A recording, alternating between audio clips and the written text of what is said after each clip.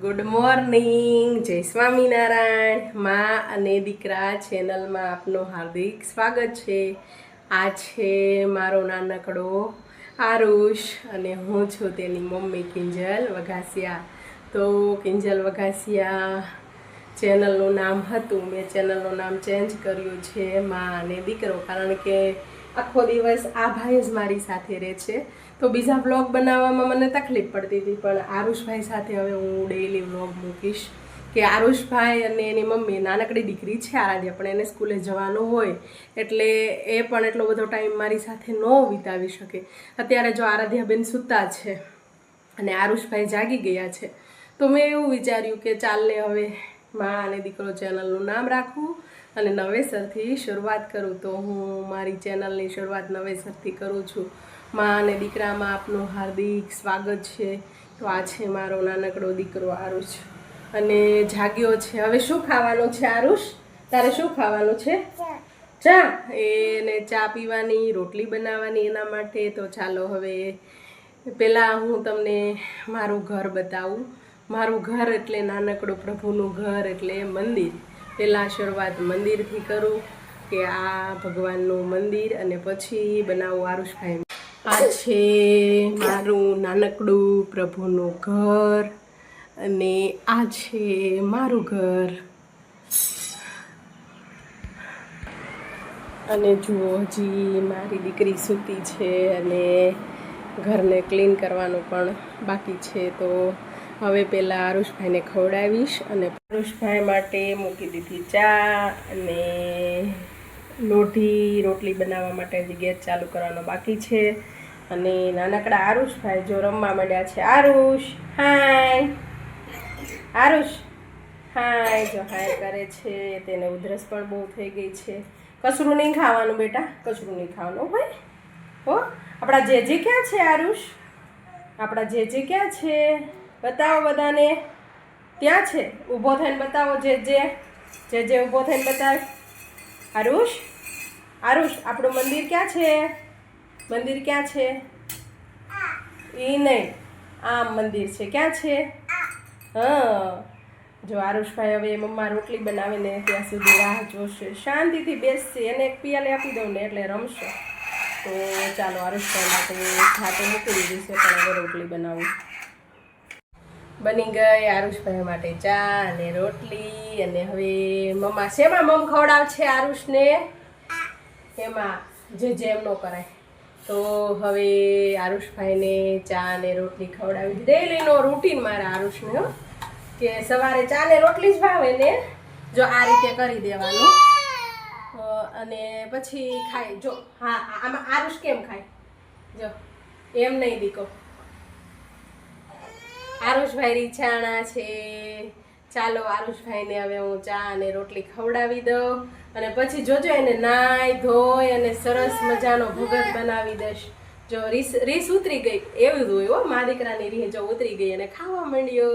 તો ચાલો હવે હું આરુષભાઈને ખવડાવી લઉં છું. અને પછી જો આરુષભાઈની સાયકલ દેખાય છે ને, તો આરુષભાઈ થોડી વાર સાયકલે રમશે ને ત્યાં હું બધું સાફ કરી લઈશ, ઘરની સાફ સફાઈ કરીશ અને પછી આરુષભાઈને નવડાવીશ અને પછી તમને બતાવીશ મારા આરુષને નવડાવીને રેડી કરું અને સ્વામિનારાયણ ભગવાનનું તિલક કરીશ. આરુષભાઈ છે ને મને ડેઈલી નવડાવું. હવે જો આરુષભાઈ તેની નાની નાની સાયકલ ચલાવવા માંડ્યા છે. તો હવે થોડી વાર હું કામ કરીશ અને પછી થોડી વાર રમવા દઈશ અને કામ કરી અને પછી આરુષભાઈને નવડાવીશ. આ છે મારું નાનકડું પાર્કિંગ. તો જો આરુષભાઈ સાયકલે સરસ મજાના રમી રહ્યા છે અને તેને દીદી સૂતી છે. તો ચાલો હવે હું ઘરનું કામ કરું અને પછી આરુષભાઈને નવડાવીને રેડી કરું.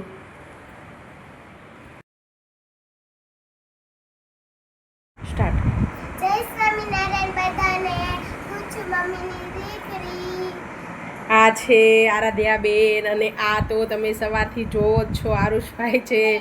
તો આરાધ્યા જય સ્વામિનારાયણ કહે છે ને, તો આરુષ પણ જય સ્વામિનારાયણ કહે છે. આરાધ્યાબેન જાગી ગયા છે. હવે આરાધ્યાબેન તમારે શું ખાવું છે? કેરી. અત્યારે ઉનાળામાં કેરી બહુ આવે, બધાને કે બહુ કેરી ખાજો. અત્યારે ઉનાળામાં કેરી બહુ આવે, બધા કેરી બહુ ખાજો. મારી આરાધ્યાને શું ફેવરિટ છે બધા કરતાં વધારે? ઓકે, જો હવે આરાધ્યાબેનને કેરી ખવડાવીશ. આરુષભાઈએ ખાઈ લીધું છે અને જો રૂમ કેવી હતી, હજી તો ગોદડા હેંકેલા છે. હવે આરાધ્યાબેનને કેરી ખવડાવીને પછી આરુષભાઈને નવડાવવા પડશે ને આરાધ્યાબેન જાતે નાઈ લેશે ને. હવે આરાધ્યાબેન મોટા થઈ ગયા. ઓકે, જો આરુષભાઈ પાછા જોવે છે તો ચાલો આરાધ્યાબેનને હું કેરી ખવડાવી દઉં અને પછી ભાઈ બહેનને રેડી કરી દઉં. આરાધ્યાબેન બેસી ગયા કેરી ખાવા. બેટા બોલાવો આરાધ્યા, બધાને કેરી ખાવા બોલાવો. હેલો બધા, કેરી ખાવા. કેમ છો બધા? જો આરાધ્યાબેન કેરી ખાવા બેસી ગયા છે. કોને કોને અત્યારે ખૂબ જ કેરી ભાવે છે કોમેન્ટ કરજો. બધાને જ ભાવતી હોય પણ કોકને કેરી જોવે ને ત્યાં પાણી આવી જતું હોય, એવા કોણ કોણ છે કોમેન્ટ કરજો. તો ચાલો હવે પેલા આરુષભાઈનો વારો છે નવડાવવાનો અને પછી આરાધ્યાબેન જાતે નાહી ધોઈ લેશે. આરુષભાઈ નાહી ધોઈ અને થઈ ગયા રેડી. હા, અને તિલક જુઓ નજીકથી દેખાડો. તિલક ચાંદલો આંખમાં મસ્ત કરી અને રેડી થઈ ગયા. અને હવે એની દીદી નાય છે અને આરુષભાઈ થોડી વાર રમે ત્યાં હું ઘરની કરી નાખું સાફ સફાઈ અને પછી દીદીને રેડી કરી દઉં. અને આરાધ્યાબેન પણ થઈ ગયા રેડી અને આરુષભાઈને હિંચકાવે છે. જો ભાઈ બહેનનો પ્રેમ. કોણ હલાવે લીંબડી, કોણ ઝુલાવે પીપળી, આ ભાઈની બેની લાડકી, એને બેનડી હિસકાવે.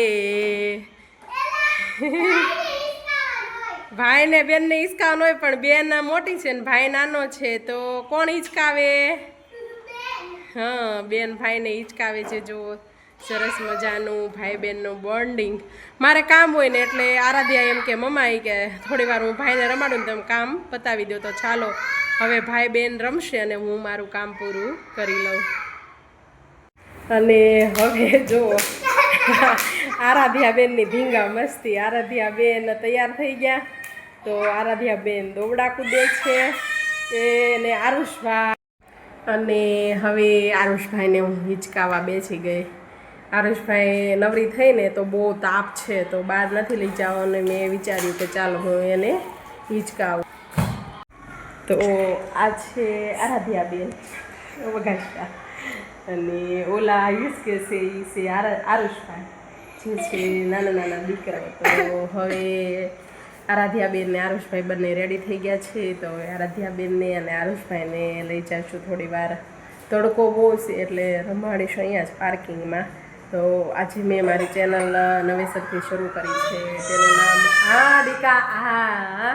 મા અને દીકરો રાખ્યો છે. મા અને દીકરો કયા હેતુથી રાખ્યો? દીકરી એડ છે જ મારી પણ જાજો દીકરો નાનો છે ને તો એને સાથે વધારે ટાઈમ આપું છું એટલે. અને આરાધ્યાબેન સ્કૂલે જતા રહે છે એટલા માટે મેં મા અને દીકરો ચેનલનું નામ રાખ્યું છે. તો કેવું મારી ચેનલનું નામ કેવું લાગ્યું અને આજનો બ્લોગ કેવો લાગ્યો?